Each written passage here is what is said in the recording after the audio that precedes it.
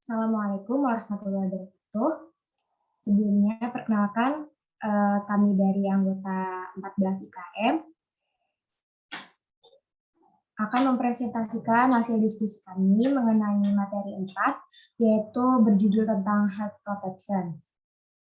Sebelumnya, perkenalkan anggota kami, yaitu yang pertama, saya sendiri, Dana Asdianti dengan akronim 147 sebagai moderator. Selanjutnya yaitu ada Lestari Asih Istiqomah dengan akronim 148. Selanjutnya yaitu ada Torik Ahmad dengan akronim 149. Selanjutnya ada Zaza Eza Muslimah dengan akronim 150. Dan yang terakhir yaitu ada Safira Nirmalasari dengan akronim 152.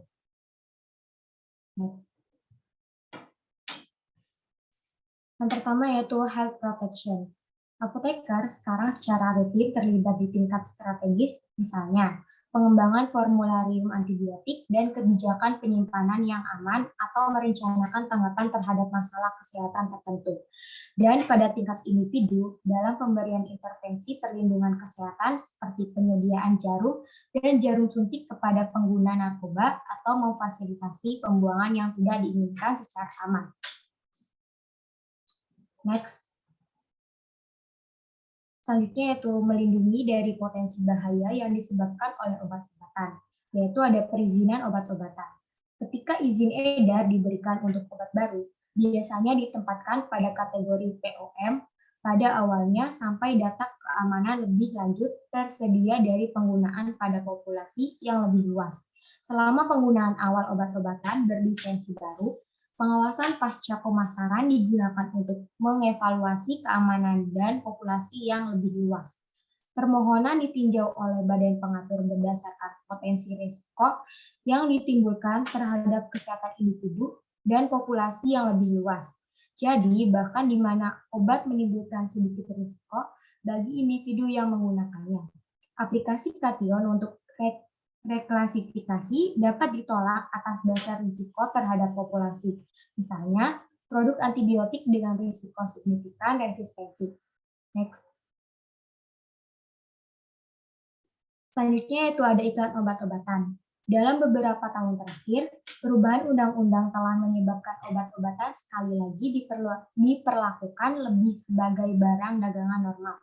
Undang-undang penyalahgunaan narkoba mengkonsolidasikan undang-undang yang ada terkait dengan obat-obatan yang berpotensi disalahgunakan. Panel ahli ini memberikan saran kepada pemerintah tentang bukti ilmiah yang berkaitan dengan bahaya yang terkait dengan penyalahgunaan untuk mendukung keputusan kebijakan terkait pengelolaan risiko obat-obatan ini. Tujuan dari undang-undang ini adalah untuk mencegah penyalahgunaan obat-obatan, sambil memungkinkan penggunaan medis yang sesuai.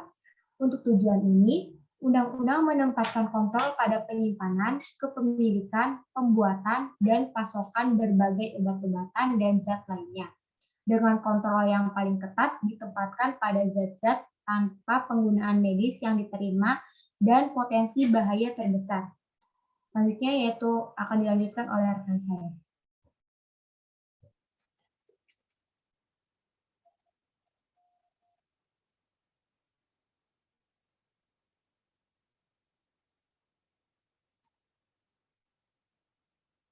Next.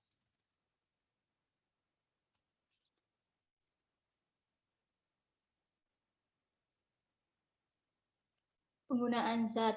Pendekatan penggunaan narkoba bervariasi di berbagai negara, mulai dari kebebasan akses yang hampir lengkap hingga hukuman berat atau termasuk kematian. Untuk kepemilikan dan pasokan, dari perspektif kesehatan masyarakat, kriminalisasi penggunaan narkoba telah mempersulit untuk mengukur dan menanggapi kebutuhan kesehatan masyarakat.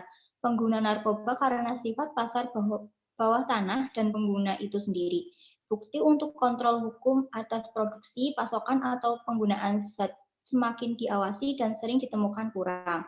Meskipun hukuman mati untuk perdagangan manusia masih berlaku, hanya ada sedikit bukti bahwa ini berdampak pada kegiatan. Dalam beberapa tahun terakhir, ada seruan luas dari semua kalangan, termasuk aparat penegak hukum dan profesional kesehatan, untuk meninjau kebijakan ke pendekatan yang lebih berbasis bukti. Next. Bahaya yang terkait dengan penggunaan zat. Yang pertama yaitu tempat suntikan yang terinfeksi. Kedua, gangguan psikologis, baik yang secara langsung disebabkan atau dicetuskan pada individu yang rentan. Yang ketiga, kesehatan keseluruhan yang buruk, terutama kekerasan kesehatan gigi. Yang keempat, atau gizi yang terkait dengan konteks penggunaan infeksi sistemik dari zat yang terkontaminasi atau overdosis. Yang kelima, ada perubahan fisiologis karena adanya obat dan kerusakan fisiologis. Selanjutnya.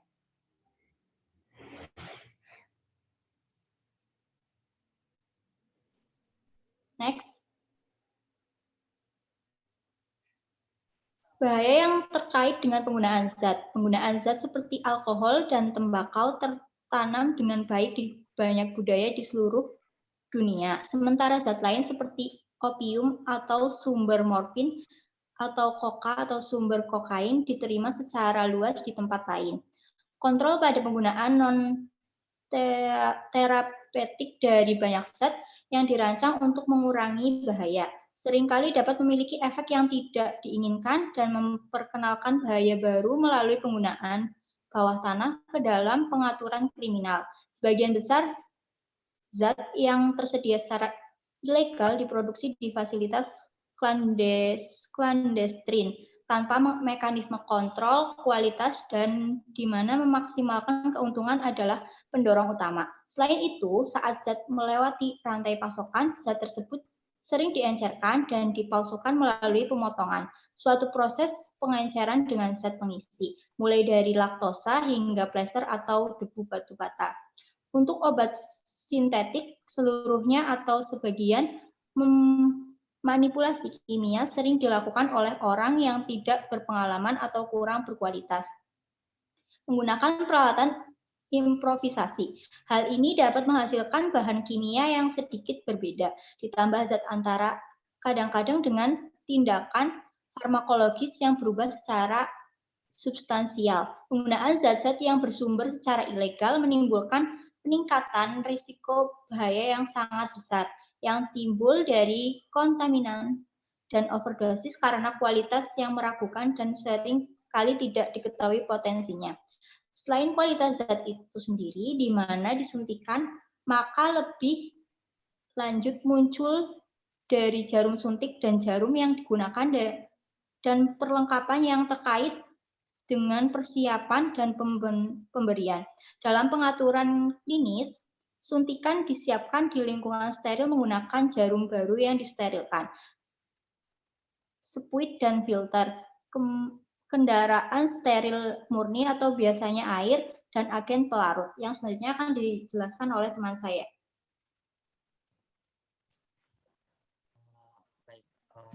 Produk lain dengan berpotensi adanya penyalahgunaan. Selama beberapa dekade terakhir, telah terjadi peningkatan substansial dalam penggunaan zat untuk mengubah penampilan atau kinerja yang dikenal secara kolektif sebagai obat peningkat kinerja dan citra atau PIDE. Zat yang digunakan untuk mengubah penampilan fisik termasuk steroid anabolik, androgenik, hormon pertumbuhan, dan berbagai zat yang dipasarkan sebagai suplemen makanan. Dimaksudkan untuk memaksa protein untuk pertumbuhan otot atau meningkatkan laju metabolisme melalui pelatihan untuk mengurangi lemak. Selain itu, berbagai obat lain digunakan untuk lebih meningkatkan citra, misalnya diuretik untuk meningkatkan definisi otot atau melawan reaksi yang merugikan. Misalnya tamoxifen untuk melawan ginekomastia. Penggunaan zat ini membawa banyak risiko, termasuk reaksi merugikan terhadap zat, interaksi kompleks ketika beberapa zat digunakan bersama-sama, resiko dari penyuntikan, dan produk palsu atau terkontaminasi dalam rantai pasokan. Produk lain dengan berpotensi adanya penyalahgunaan. Perkembangan farmasi baru-baru ini dan penggunaan klinis yang lebih luas juga telah menyebabkan tren peningkatan penggunaan obat pintar non-terapeutik seperti modafinil dan methylphenidate. Ini digunakan secara terapeutik dalam kondisi seperti narkolepsi atau gangguan definisi perhatian, tetapi semakin sering digunakan dengan tujuan peningkatan konsentrasi. Selain itu, produk peningkatan kognitif yang sedang dikembangkan untuk penggunaan terapeutik pada demensia dan gangguan kognitif lainnya semakin banyak tersedia di pasar gelap dan digunakan untuk meningkatkan fungsi kognitif pada individu sehat.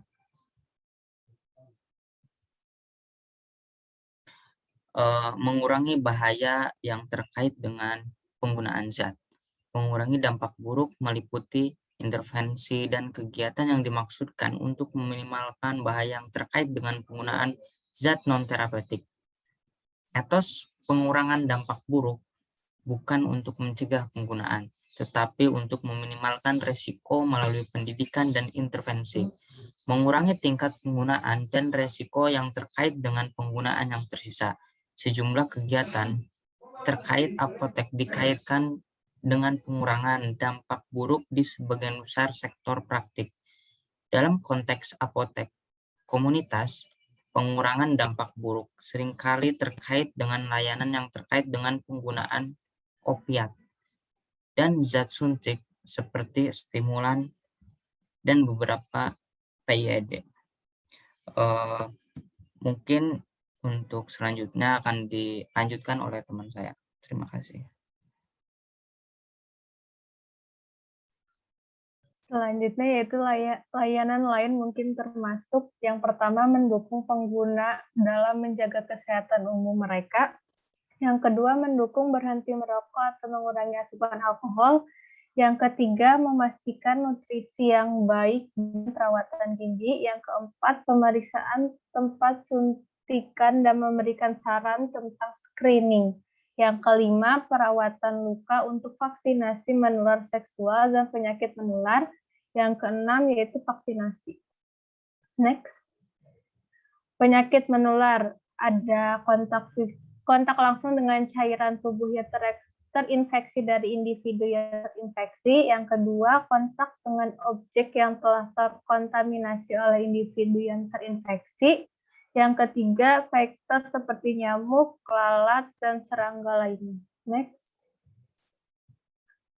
Penyakit menular. Penyebaran penyakit menular merupakan salah satu ancaman kesehatan yang paling signifikan bagi manusia di seluruh dunia, termasuk negara berkembang dan negara maju sebagian.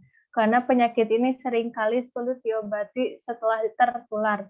Namun, di banyak negara, risiko yang ditimbulkan oleh penyakit menular telah dikurangi secara substansial melalui langkah-langkah perlindungan kesehatan yang berupaya meminimalkan penularan dan menahan wabah jika memungkinkan. Karena sifat penyakit menular yang berubah dengan cepat dan perkembangan resistensi, penting juga untuk mengontrol mekanisme pengobatan untuk meminimalkan risiko berkembangnya resistensi, terutama untuk infeksi bakteri. Pemberitahuan penyakit tertentu merupakan salah satu mekanisme strategis yang dirancang untuk memberikan informasi tentang penyebaran penyakit. Selanjutnya akan dibacakan oleh teman. Yang selanjutnya yaitu vaksinasi. Vaksinasi adalah salah satu mekanisme yang paling berguna dalam melindungi populasi dari risiko yang terkait dengan penyakit menular.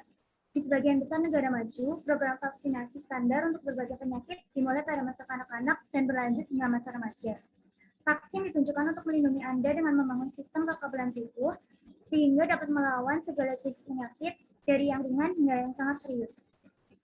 Vaksin tersebut mengandung antigen yang telah dinonaktifkan sebelumnya sehingga tidak menimbulkan rasa sakit ketika dimasukkan ke dalam tubuh.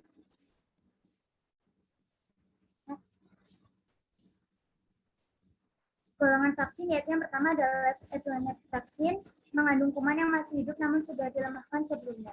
Yang kedua ada inactivated vaksin, mengandung mikroba yang dari penyakit yang sudah dibunuh oleh radiasi, panas, atau reaksi kimia. Yang ketiga vaksin unit tidak mengandung mikroba utuh, namun hanya beberapa bagian yang dipilih untuk merangsang sistem imun. Yang keempat, vaksin toksoid dipersiapkan dengan menggunakan racun bakteri yang telah dilemahkan secara kimiawi. Yang kelima, vaksin terkonjugasi, antigen yang terhubung dengan molekul gula dan dibuat khusus untuk molekul bakteri yang dilapisi oleh polisakarida. Yang keenam ada vaksin DNA, yaitu vaksin yang dibuat dari DNA mikroba. Yang ketujuh ada vaksin rekombinan, sama seperti vaksin DNA. Jenis vaksin ini menggunakan bakteri atau virus hidup untuk memperkenalkan DNA mikroba kepada seluruh tubuh. Next. Tujuan utama vaksinasi yaitu untuk melindungi individu dari bahaya yang terkait dengan tertular penyakit itu sendiri. Namun, ia juga memiliki manfaat sekunder yang terkait dengan kekebalan populasi.